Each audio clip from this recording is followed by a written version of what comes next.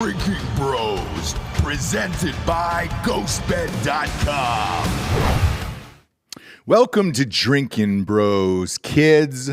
Today we have a special episode with Kenny Xu, the author of An Inconvenient Minority, The Attack on Asian American Excellence, and the Fight for Meritocracy. Over the last, year and a half, the phrase "Stop Asian Hate" has been posted everywhere. Kenny, we wanted to have you on because you're our only Asian friend here to to kind of break it down and then break down what your book is about and the importance of it in today's society. As a couple of white guys up here, we really can't answer the questions. So thank you for joining us today. No, I appreciate being on. Thanks so much for having me. Yeah, absolutely. So let's start from the top here. What made you want to write this book in the first place? Seeing the left's diversity and inclusion and tolerance, seeing the hypocrisy on that when it comes to Asian Americans. Of course, they love to preach tolerance and diversity, and social justice and racial justice is now the new term. Mm-hmm. But they're actually willing to get rid of or subordinate other races in order to get what they want. So you have this new ideology, like, for example, in my book, I talk about Harvard's admissions process, which is now a big topic in the nation, and how Harvard, since they want more Black applicants, they want more Hispanic applicants, they don't want more Asian or white applicants, they actually suppress Asian American admissions in their schools. An Asian has to score 440 points higher on the SAT to have the same chance of admission as a Black person. And Asians are kept to roughly half of the school if they were admitted just based on merit. So this is the progression of a new ideology that is pretty much taking over America today. You could call it wokeness, you could call it critical race theory, you could call it identity politics. I just prefer calling it discrimination and elite discrimination. And so this is why I wrote my book, An Inconvenient Minority, to really expose what's going on at that level.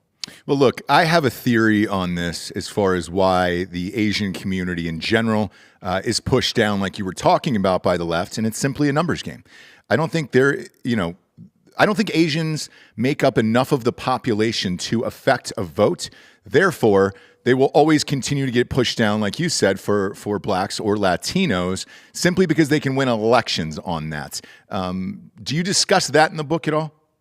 Well, it's not just that, because the left, for example, loves to protect Palestinian immigrants who make up a much smaller percentage than Asian immigrants do, or Chinese American or Korean American or anything like that. So it's not just about population. It's also about perceived status, because the left wants to play the role of we are for the oppressed, and Asians in their eyes are not oppressed enough. Why? Because they are, they come to this country and they work hard. And as a result of that, they're able to achieve higher socioeconomic incomes, higher educational attainment than the average American. So Asian Americans are both a smaller minority, and they're a minority that the left simply perceives as too privileged for them to care about. That's hilarious. That's a minority is too privileged. I know what you're talking about, and I mean, shit, I've said it on the show before, numerous times. I don't know why we just can't admit what certain races are good at and what they're not good at. And I'd said this on the show that, look, I will only trust my life in the hands of an Asian doctor or something like that. I've said it a million times, or an Indian. And I don't think that there's anything wrong with that. Look, I went to college, went to grad school, all that other stuff, right? Asians were simply just smarter than me. There's nothing I could do about it. But that's what you should want in the country, because it's going to bolster everything across the board. And you want people in here who are actually contributing and able to do some of these other jobs. Why don't you want the smartest? Why don't you want the best? why does race even factor into it when you're just looking for the best job opportunities and the best people to put in those jobs? Because to some, particularly among elite liberals, Asian Americans represent competition. That's why. If you're an elite liberal and you live in, New York, San Francisco, high achieving, highly progressive areas, right? And you see that your kid, who is not as academically gifted, is being outcompeted by guys named like Wong and guys named Chu or Chang. Yep. You get resentment. You get jealous of these people. And in my book, An Inconvenient Minority, I explore this, right? Because people are people, right? And people will resent other people who look different, for various reasons. Obviously, we've seen this in our country in the past, but now we're seeing it in supposedly one of the most tolerant people groups in American life, which is elite liberals, the people who have the "hate is no home here" signs, are actually trying to trying to justify Asian discrimination because it helps their kid win the competition for these scarce, gifted, and talented school spots and these scarce elite college admission spots. Yeah, and look, were you the one that broke that Harvard story as far as how they were letting in Harvard admissions, and there was a certain type of Asian that they described in an email that they would rather prefer, who they were more social. What was it? The mom bear or cub bear or something like that? I'm not sure if I broke that story, but I did break the story. Or I've been talking about this story a lot, where Harvard rates Asian Americans the lowest on personality. That's it. To justify their discrimination against Asian Americans. They actually rate Asians lowest on personality, even though they have the highest academic scores and the highest extracurricular scores.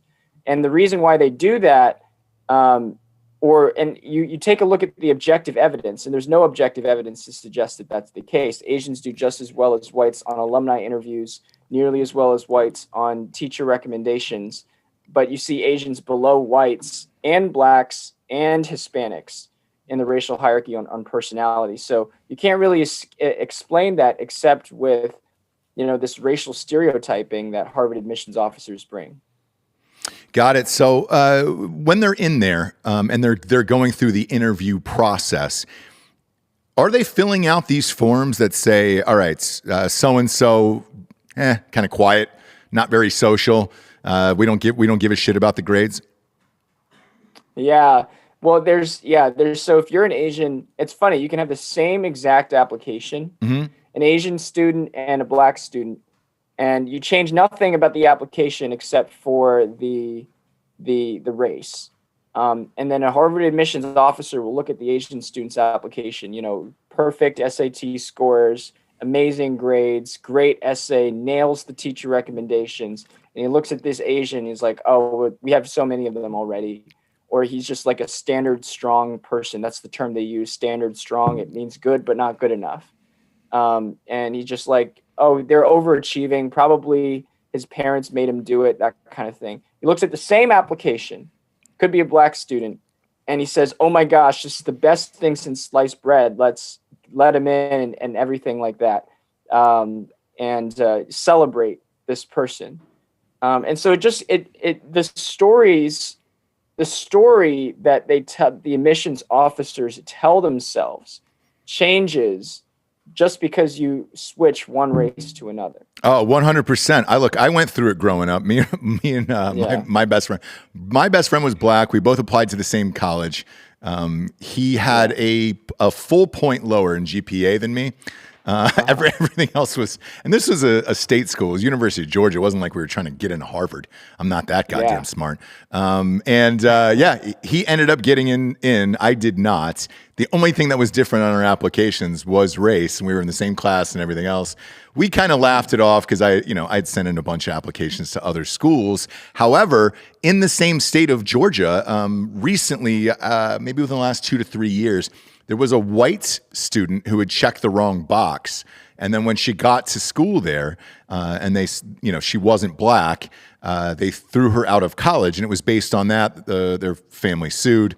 and won a bunch of money off of it. So it is possible, and I wonder if that might be the move for the future, because as these boxes are coming in for, I've got 2 kids now. You can check off what their gender is, or you don't have to say anything anymore. You can check off what their race is, or you can say now in the box, I would prefer not to say.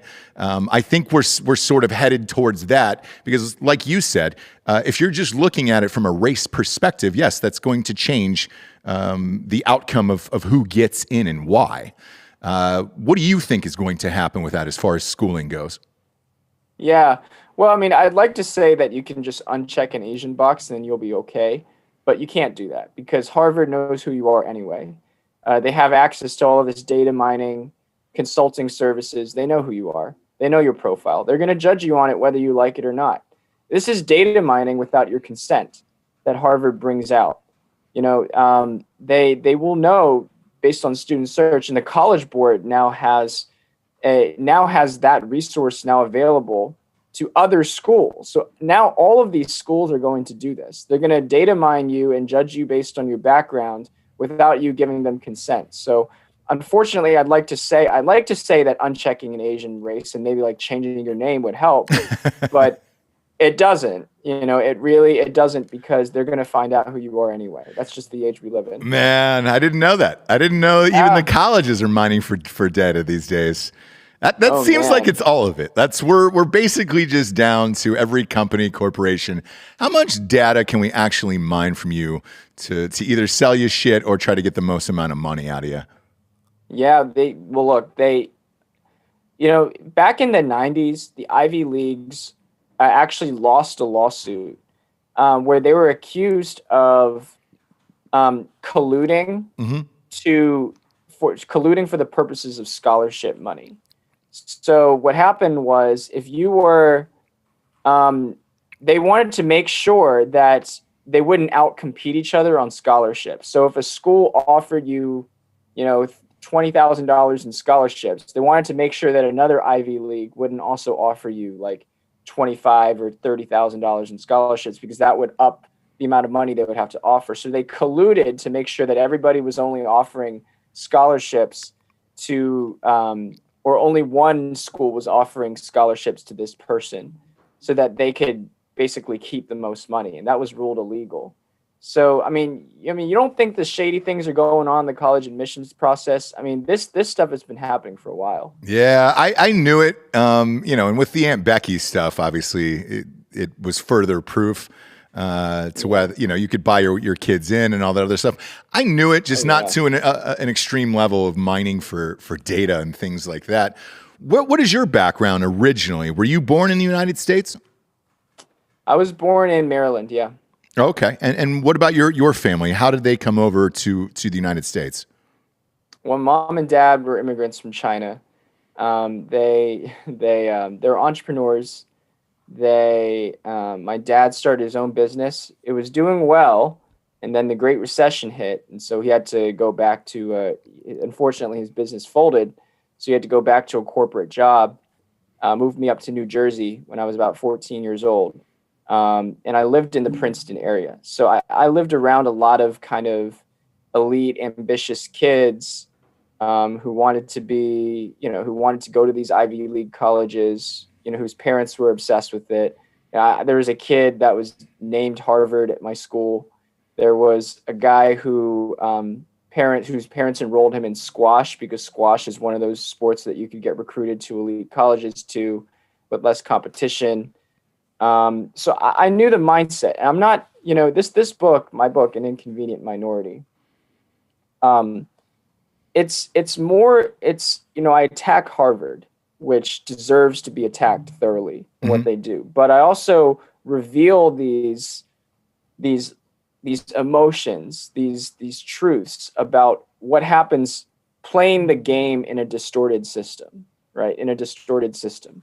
And this is the reality of America, what America's going towards now. It's not just Harvard, it's not just the Ivy Leagues, but when people start treating and start enforcing equity standards where they have to admit certain people of a certain race, you get these or you get these distorted incentives where people are now more inclined to play a victimhood game, to play a victimhood narrative instead of just trying hard and being excellent.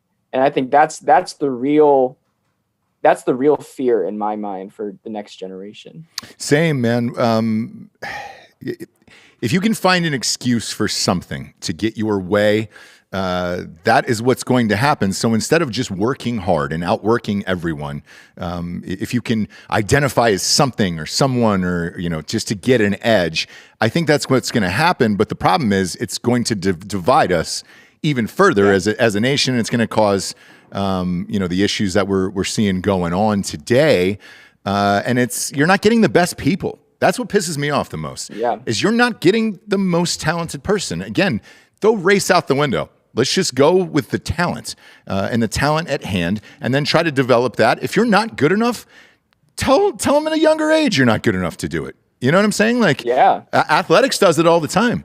That's the one thing where, look, it is the most talented wins. Congratulations, you're getting the most talent on the court. There is no, we've got to have a certain number of this person from this race or background or whatever. No, I don't understand why every job, college and everything else, isn't treated like that, of talent, grades, the best of the best win. And if you're not, I apologize, that's not going to happen to you.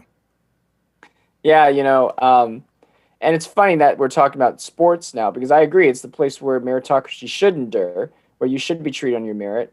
But you look at the coverage of the Olympics, and more recently of sports just in general, and the biggest stories now are not of people winning. They're of people quitting. They're people dropping out. Yeah. Yeah.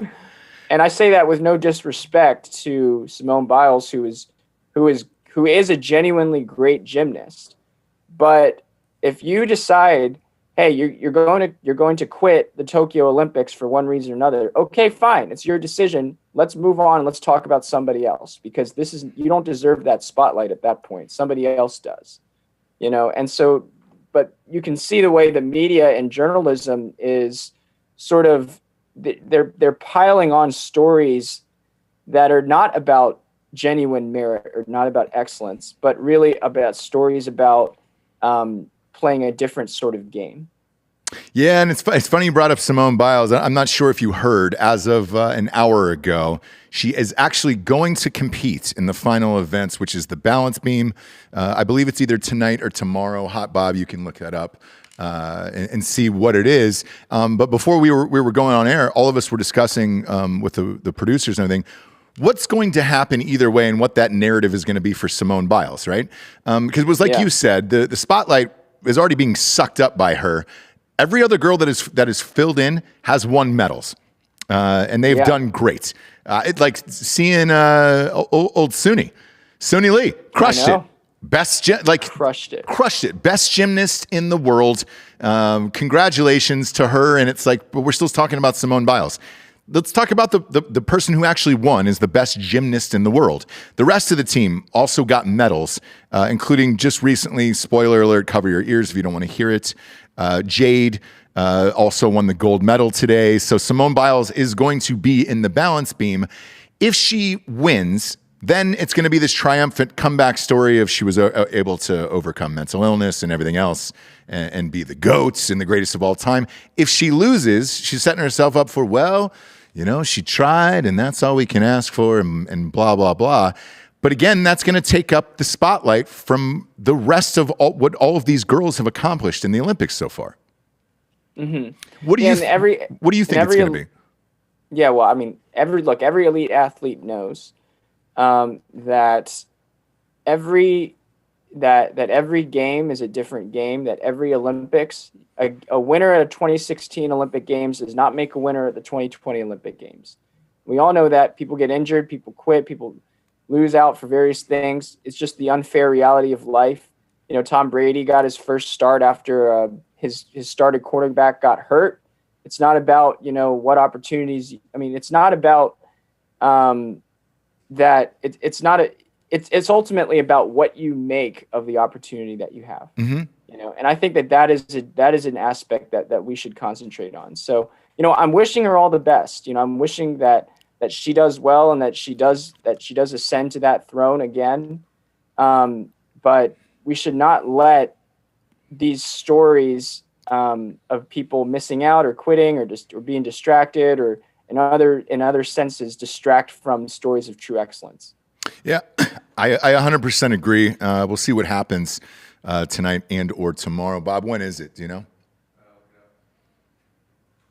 So 5 minutes ago when I asked you, just decided not to, or? Yeah, pretty much. She Wow. is. I didn't think you were serious. I think it's tomorrow. It is tomorrow. Okay, yeah. Okay. Yeah, so look, we'll have our answer tomorrow because God bless. If it does, we host a huge sports show as well, Kenny, so we'll be discussing it this afternoon. But if she were to win, it will be just absolutely wall-to-wall news coverage on every single network, and it'll be crazy. Look, for the story, I'm looking forward to it. We'll find out what happens. With you personally, where did you end up going to college? I went to Davidson College. I was a math major. Yeah, so you went to old Steph Curry's college. Yeah, that's right. He was there a couple times. Does everybody call it that? Everybody calls Davidson Steph Curry. Oh, yeah, Steph Curry. They don't know anybody else. Yeah, I mean, you mentioned Davidson. Either they don't hear about it, or they're like, "Oh, that's Steph Curry's college." Yeah. Yep. Were your parents pissed off that you didn't go to Harvard? No, they didn't really care. This was not something that bothered. The funny thing about this book was that it's something that I wasn't as bothered by. With my Ivy League rejection from Princeton or whatever. It's not something that I was as bothered by until I saw this ideology spread, right? Until I saw it go past colleges. Now it's in the public school system, Thomas Jefferson High School, #1 high school for science and mathematics in Fairfax, Virginia. Just it used to be 70% Asian. They just made a proposal where they said we need to turn it into a merit lottery for diversity. And as a result, the Asian population went down like 50% at Thomas Jefferson. And so you saw this attack on excellence, whether it's Asian Americans or anybody. But you see this attack on excellence that is spreading throughout this entire country, that I became passionate about this issue. And I saw Harvard at the crux of it. The Harvard case, which is now being negotiated by the Supreme Court. Asian Americans are now suing Harvard for discriminating against them. Mm-hmm. That case has the potential to really reverse and really decide the entire thing about what's going on in this industry today. How far away is that out in the Supreme Court? Because usually those things take a while.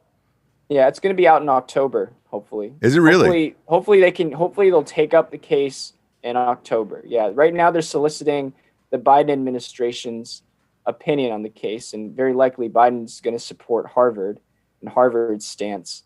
And Harvard's stance, by the way, is we're only doing it because we want a diverse student body. That's what they said. So they're discriminating. They're okay. It raises this interesting tension, right? Because at what point is it okay to discriminate against the most meritorious in order to achieve so-called racial diversity? Yeah, it's a great question. And again, we always side for talent here. I just don't give a shit about race. Just put the most talented people where they should be. And that's how America can be the strongest it can possibly be. If you have the best people working the best possible jobs, going to the best schools and everything else. If you weren't good enough to make it, sorry, you just weren't good enough to make it. I want to kind of touch on the Stop Asian Hate thing. That shooting that was down in Georgia. I grew up in Georgia. I know that area very well. What did you think of that and the Stop Asian Hate movement that started after that? The shooting itself was obviously very tragic, and they still haven't really determined a racial motivation yet. Last time I checked, because he shot 6 Asian women, but he shot a white woman and he shot a Hispanic woman as well. Mm-hmm. And it may just happen to be that the women that he didn't want there, were of a certain race. But it may have been a racist intent. Like I can totally concede that if if the facts prove it. But the issue that I have is the corresponding attempts to paint Asians as a victim of white supremacy, because of this shooting, because the shooter was white and the majority of the victims were Asian. It's not true, because even if we're going to look at Asians being attacked, even if that was the metric for everything that we're talking about with race and Asians and victimhood and white supremacy, the plurality, 28% of the people, of the perpetrators of violence against Asians were Black Americans, 25% were white Americans, the rest were other colors. So this is not a crime of white supremacy against Asian Americans. Asian Americans have succeeded a lot in this country, and they've by the way, so have people of every other race. Mm-hmm. So have many Black Americans. So have many Latino Americans. And are there people in poverty? Yeah, but there are people in poverty with Asians too. But Asians have succeeded in this country and have immigrated to this country with basically nothing, and in one generation are able to put their kids through college. That is a testament to the American success story. So I really think that positioning Asians and trying to get them to vote as an identity block against white supremacy is the wrong move and ultimately harmful to the Asian American community. Yeah, I agree, because I live not far from where that happened, and once again I said this on air too. I don't think it was that he hated Asians. Probably loved them a little too much and just couldn't afford to go there anymore. For real. They were all that. I know that area very well. Those are all massage parlors where, typically you're paying a little extra for a little wink there. But, I didn't see it as necessarily a hate crime versus like a lonely kid who just couldn't fucking get it together. And then went in there and shot up the place. And like you said, I think there was either one or two white people killed in that, and then a Latino. I don't know that race necessarily was the factor there, but that's the way it was painted in the media. And, instantly it shot out the Stop Asian Hate, and that went around for a long time. And it seemed like a convenient narrative at the time for what was going on, but there was not necessarily an explanation for what were the facts of the case, which you were just talking about, that have still yet to be determined at this point. Mm-hmm, mm-hmm. Well, you always have to look at the facts of the case, right? And, we have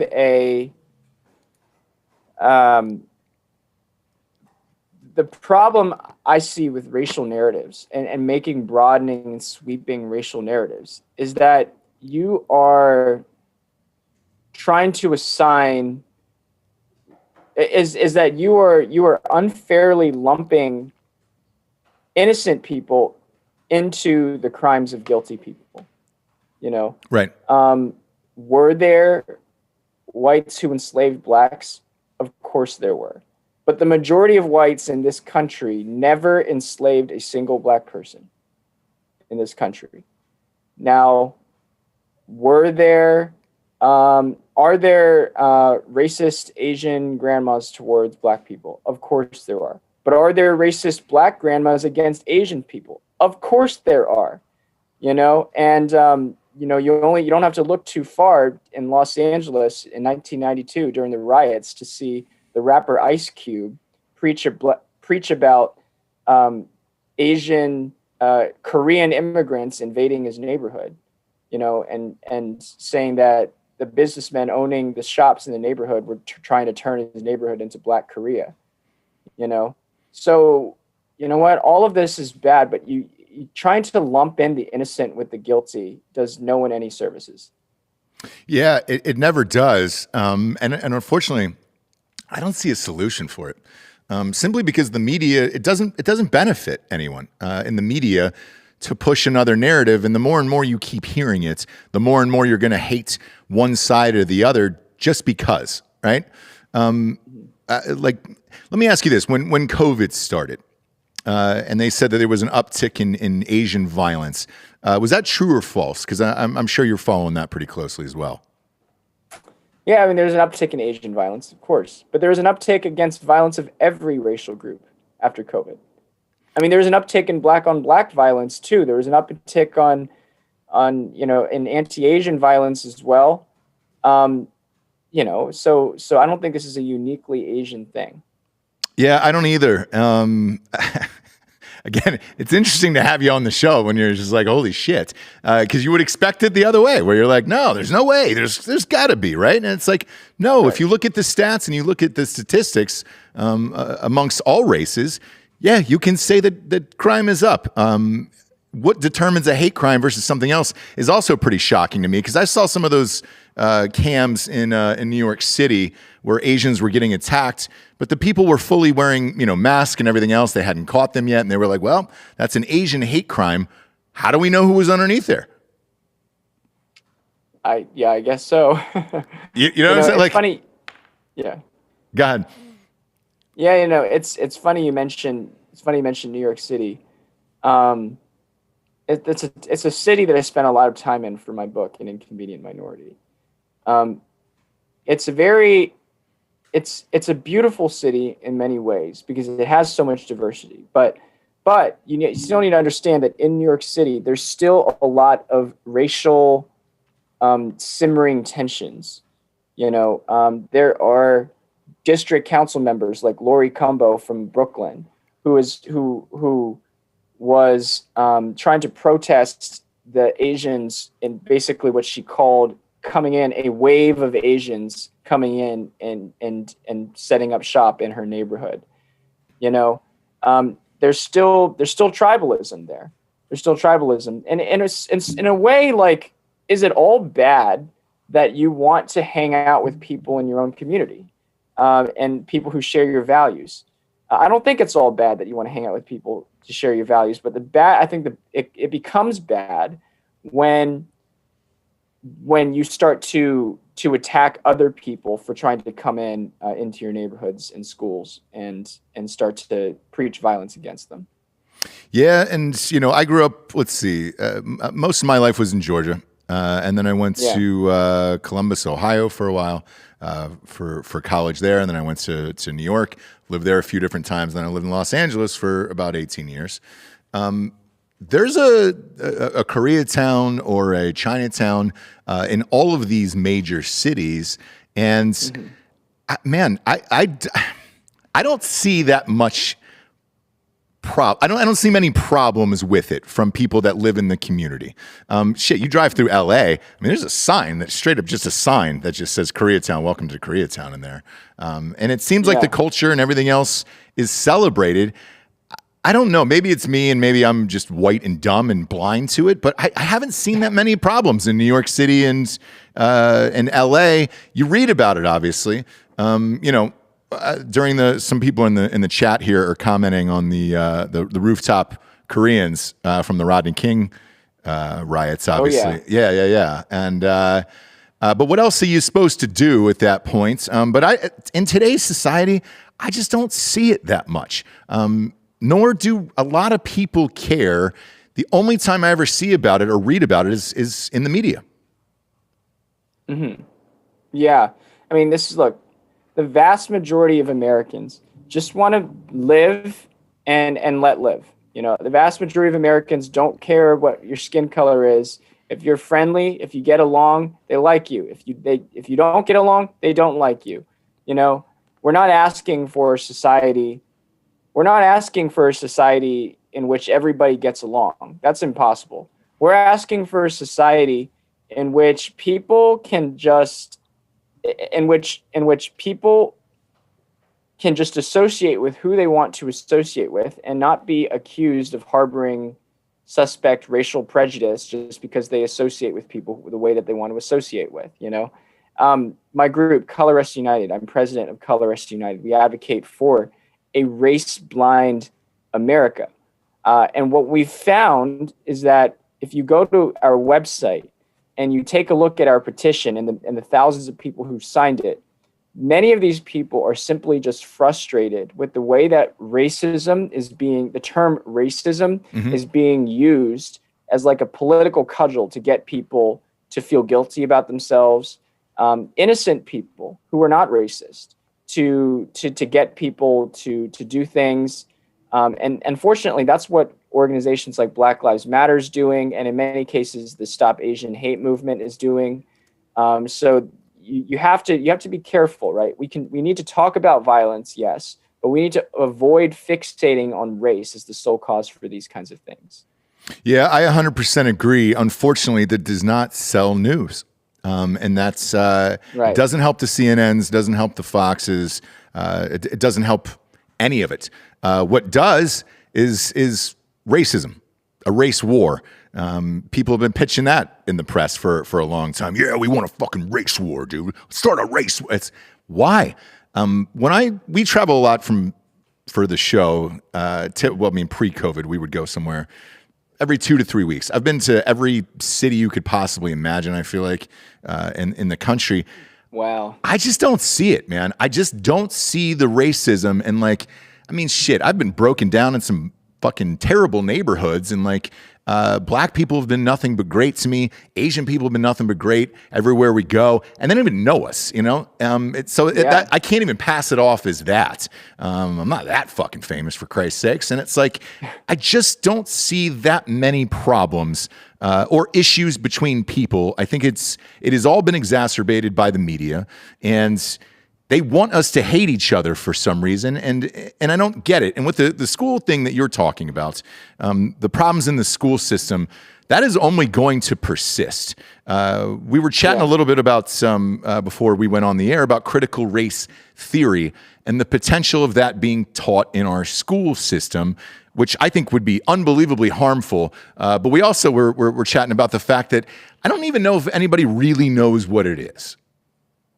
What's your stance on teaching critical race theory in the school system? I have a feeling it's probably not going to happen. We're just like, no, I don't want that. I don't want that. It depends. So it's actually have a little bit more of a nuanced position. So it's very disingenuous to say that critical race theory is just about teaching racism or just about teaching slavery. No, it's not. We already teach slavery. We already teach about racism. All of that should be taught. But critical race theory is really about assigning certain characteristics to certain races. So whites are privileged, and then putting other races into an oppressed category. Like blacks are oppressed.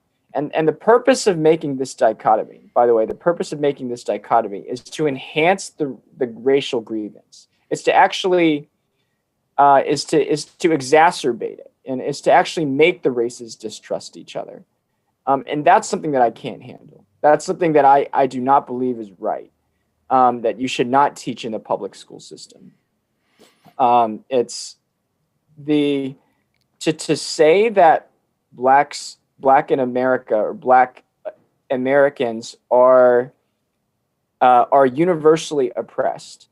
You know, I think that a rich black person is definitely not as oppressed as a poor Asian person or a poor white person, you know, and all this really does is it makes the locus of grievance. It turns it from class-based things into race-based things, and the only benefit that it gives are the elite people who sort of propagate this ideology. So I don't see a reason why you would teach it.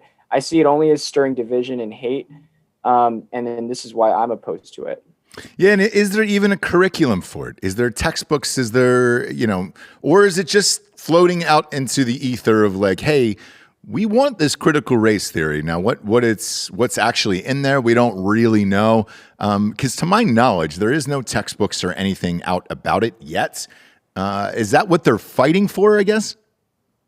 Yeah, well, I'll give you an example of something that is taught in critical race theory. So there's this essay called Whiteness as Property. And basically it talks about it talks about white passing people or white passing black people.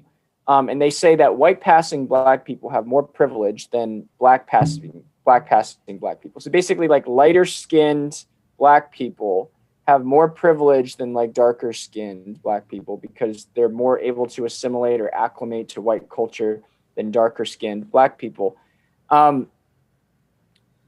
and they give, some examples about this and everything like that. I'm not denying historically that that's the case, but nowadays you have to act to be a white passing black person now. Maybe you're able to blend in a little more with white Americans, but you're also that is actually causing more distrust between you and other black Americans now, because now when you heighten this sort of colorism, now other darker skinned black Americans are looking at you with suspicion. So you sort of, is the objective of this essay to create a colorblind society, to create a colorblind America, or just to enhance racial division and enhance people looking and judging people on the basis of background? Yeah, and again, that's what it feels like.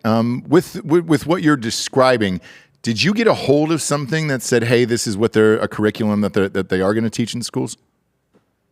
So what I've gotten a hold of are budget proposals for various ethnic studies, or equity-based instruction curricula, and so some of them directly say, yeah, we're going to implement critical race theory. We're going to teach critical race theory to our kids. Those are the obvious ones. But then there's some that kind of couch it in other kind of language.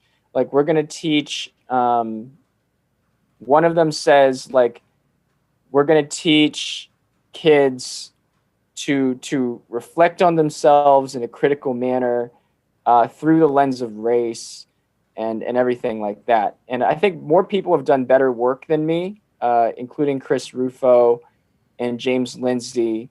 Other intellectuals have done better work than me, specifically on the critical race theory in schools front. But I have gotten my hands, and I have seen some of those curricula. Okay, gotcha. Yeah, because then that's going to change a whole another segment of jobs for teachers. Because then who's going to teach it? White people couldn't teach critical race theory, one would imagine, right? Right. And this is sort of the direction that people are moving in the educational studies department. Now they're saying only black teachers can teach black students. That's what they're saying.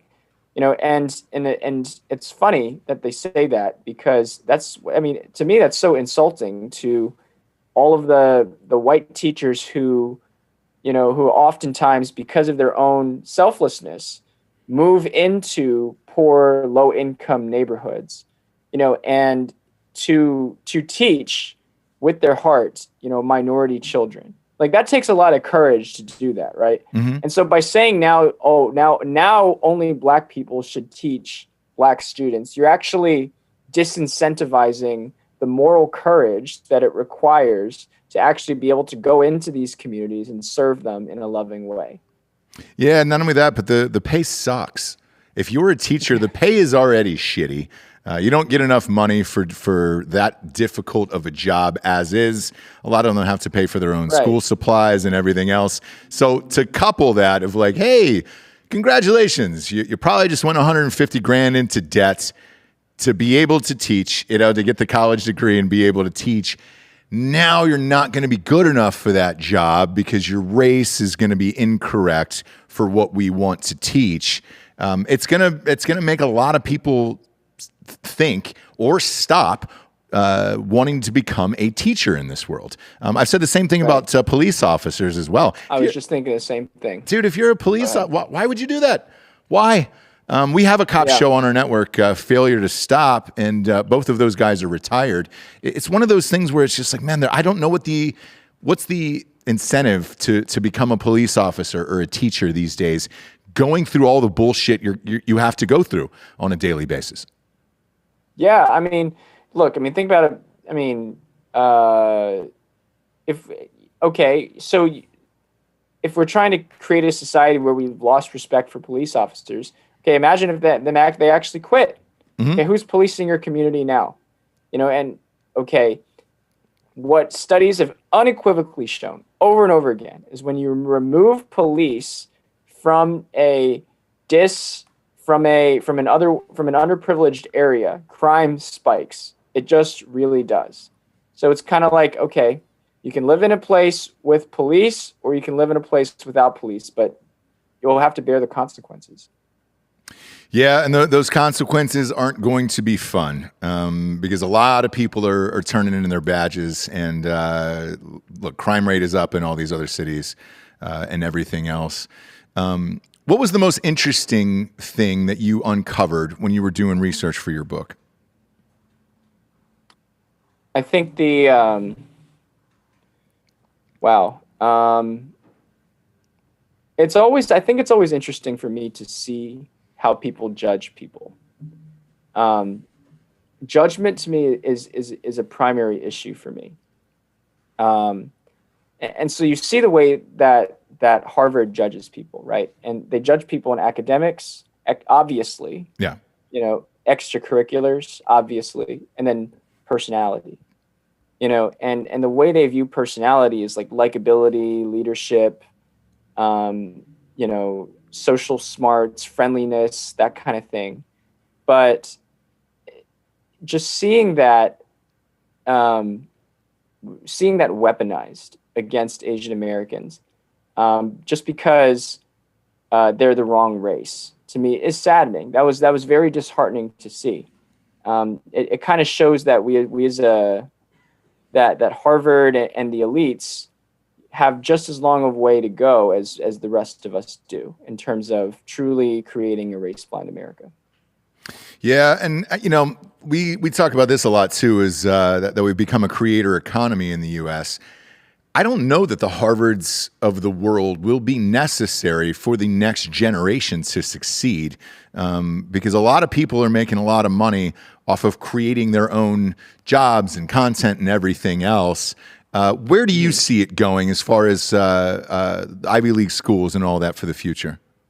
Okay, so the main purpose of the Ivy Leagues now is as a networking platform. Mm-hmm. It's not anymore primarily about the instruction, except if you are ultra good at math or ultra good at science. So Harvard has not even primarily become about academics anymore. It has primarily become about networking.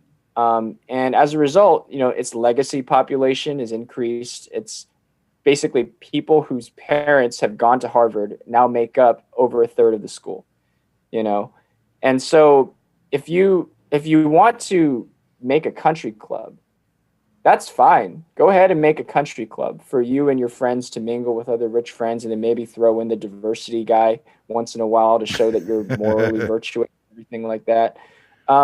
If you want to make the country club, fine. But why does it have to be a nonprofit institution that gets all of these tax deductions, that gets $500 million a year in government money, that has an endowment of $40 billion?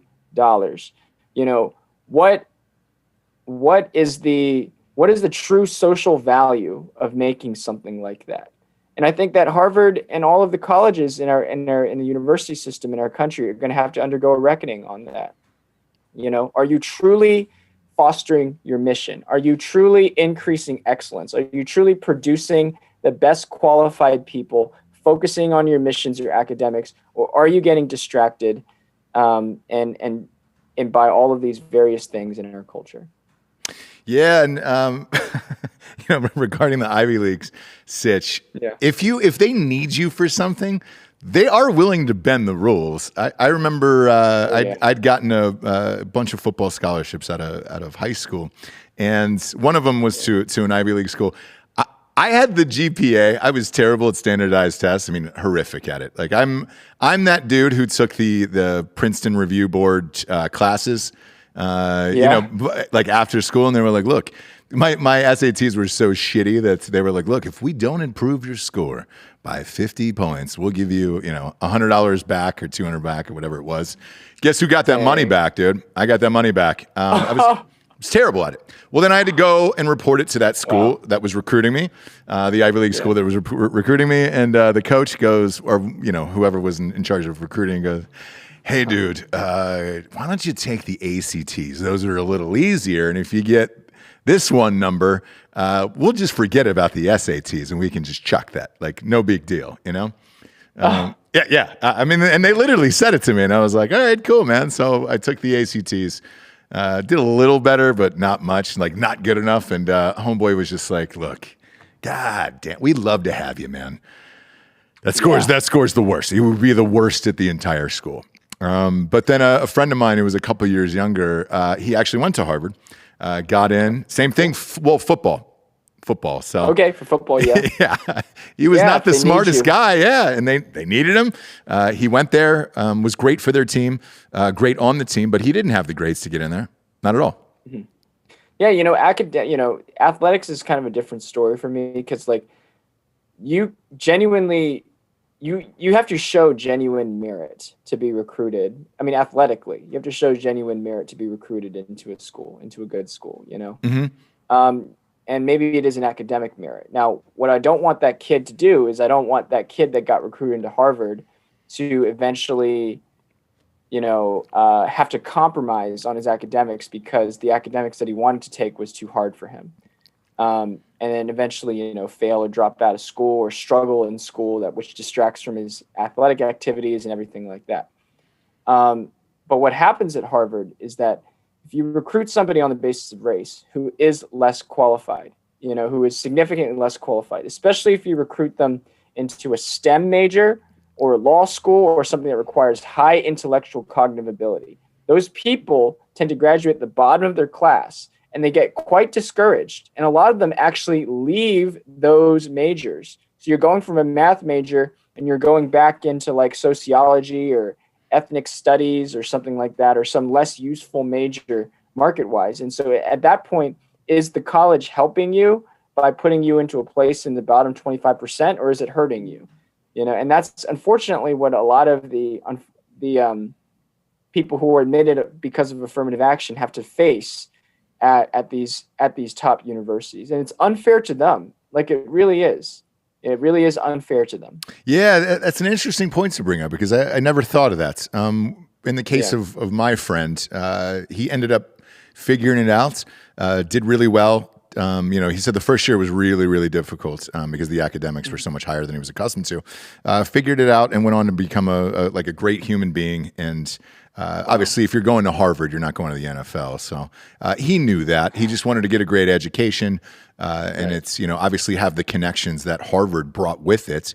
And he got through it. But yeah, shit, I never thought of it from that. Yeah, if you are taking somebody just because of affirmative action or something along those lines to get in, once you are in there, God, that would be brutal. That caseload. I mean, just going through all of those courses, man, I had a hard time at Ohio State, and that's nowhere near in Harvard, like a Harvard. Yeah. Yeah. Well, the thing is now Harvard is able to sort of smooth that over by simply making their courses less rigorous. The average grade at Harvard is an A- now. It's the average final grade per class. Is it really? So it's yeah. So the courses at Harvard aren't even that strong anymore. So I mean, this is the cost when you have to admit a whole group of people who are less qualified because of affirmative action or whatever, because of legacy or whatever. You have to dumb down the courses to meet them at where they're at. In order so you can keep your graduation rate up, so you can lower your dropout rate, everything like that. So the whole system affected by this becomes more corrupted because of these of the whole system, and that's how it manifests itself.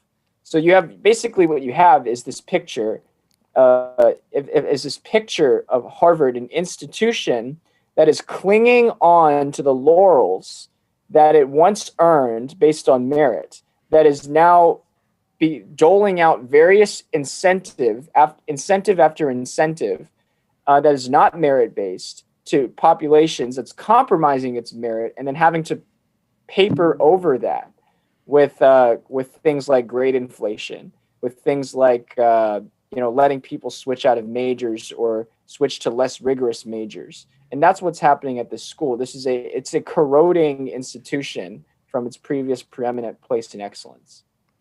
Yeah, and I know my problem when I first got there to a lesser than school than Harvard, if you will, was simply how many courses you would take that were outside of the tradition of what you learned growing up. With different forms of art history and things like that, where I was like, oh man, We did not learn any of that in Georgia. So just getting used to that and then kind of dialing that in there. With Davidson, Yeah. was that your dream school to go to? Why did you end No, up it wasn't there? my dream school. It was a school where I got the best. I mean, don't get me wrong. I wanted a liberal arts education, so it was the best school that I had. That got me through. I didn't really have a dream school, you know. After Princeton, I applied to Princeton. Didn't get into Princeton. After that, like, I didn't apply to 8 Ivy League schools. I liked Princeton because it was sort of near to my family, and you know, it had that elite reputation. I mean, I was a high school. I was sort of sucked into that just like anybody else. But then after that, my next choice was Wheaton College, because it was a Christian school in Chicago. And it was, but then, you know, you get a little money from Davidson, and, you know, I took the tour and everything like that.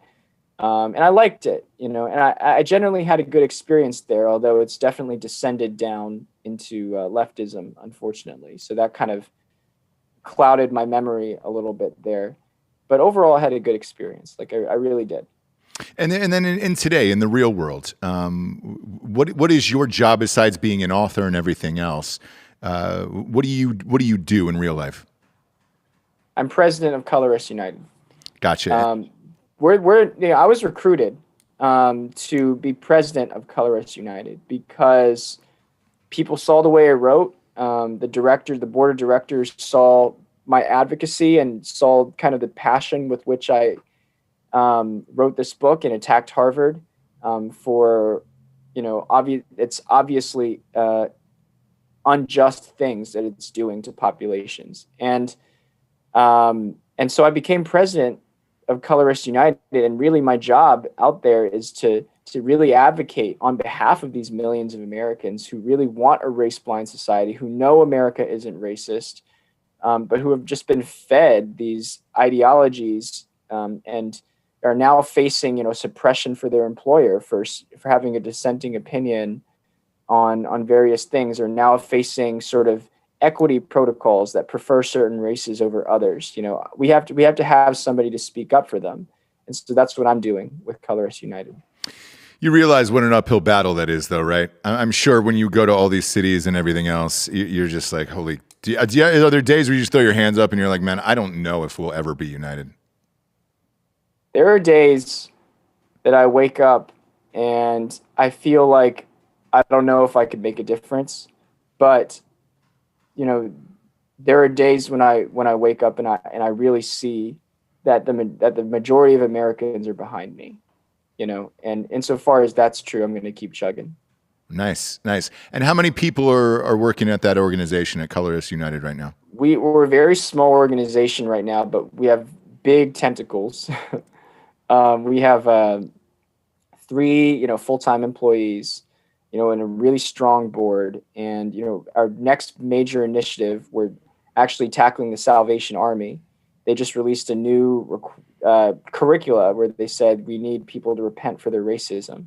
And of course, they're not racist, so they shouldn't need to repent for something they didn't do. And so we are pretty much on the front lines gathering petitions and signatures and going up to the leadership and saying, hey, this is something you need to recant. Because this is not something that represents the best of who you guys are. So let me ask you, in a case like Coca-Cola, with that just happening, do you guys head down there and try to chat with some of the people who were inside that meetings where they wanted you to be less white and all that stuff?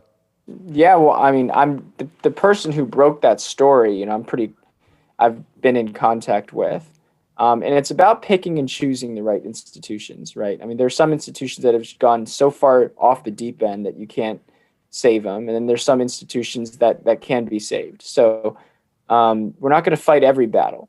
But if your listeners, your viewers are interested in having Colorists United come and speak to you guys about something that you're facing, you know, but you feel like you can't speak up for one reason or another, no problem. Just let us know on our website, coloristsunited.org, and we will respond and read your email. Awesome. Now's the point in the show we get to the Drinkin' Bro of the week, which is someone who has inspired you or helped you become the person you are today. Who would you like to give the Drinkin' Bro of the week to? C.S. Lewis. Really? Yeah. Big C.S. Lewis fan, huh? I know, he's such a bro, right? He's not exactly a bro, but he is he was, for me, like his intellectual discoveries, his defense of Christianity, his amazing writing, I think speaks to a spiritual heart of this nation that I think everybody needs to read. And it's funny what he said. There's this interesting passage that came from one of his books where he's sort of debating about like, well, the person who has a lot of money can do more virtuous things than a person who has like no money. And then he made this really this observation that just struck me forever. And he said, well, God doesn't judge you on the outcome of your actions or whether you're impacting the most people or anything else. But he knows that at every point in your life, no matter where you are, you have a choice. And you can make the choice upward, or you can make the choice downward. And he will respect you if you make that choice upward, regardless of whatever position that you're in. So that's what I'm trying to do. I'm trying to use whatever voice, whatever platform that I have to sort of lift the discussion a little bit and help to heal this country. Awesome. Well, hey, I appreciate your time and being on the show today. Once again, the book is called An Inconvenient Minority, The Attack on Asian American Excellence and the Fight for Meritocracy. It is available now. The hardback is out. The Kindle's back. You doing an audiobook of this? Audiobooks is coming out soon. Yeah, they usually release it a little bit afterwards. Are you reading it yourself? Of course. Yeah, you got to. Yeah. That's mandatory these days. That's what I always tell everybody. You got to read your own audiobook. Oh, wait. No. I thought you said, have I read my own book? No. Are you reading your audiobook? Am I reading my audiobook? No. Yeah. No. We have a professional. Ah, you fucker. You should do it yourself. What? People want to hear from you. Well, I mean, that's a lot of reading, okay? It's like, that's a lot. It is. Look, those sessions are 7-8 days, but look, I'd consider doing it. That's all I'm going to say. I'll leave it up to you. Leave it up to you. But again, thank you for being here today, Kenny. We greatly appreciate it. Kids, hop on over to Drinkin' Bros Sports. We got the Monday morning recap show coming up here in about 30 minutes with the rest of the crew. Guess what? I'm Ross Patterson today. This is the Drinkin' Bros podcast. Good night, everyone.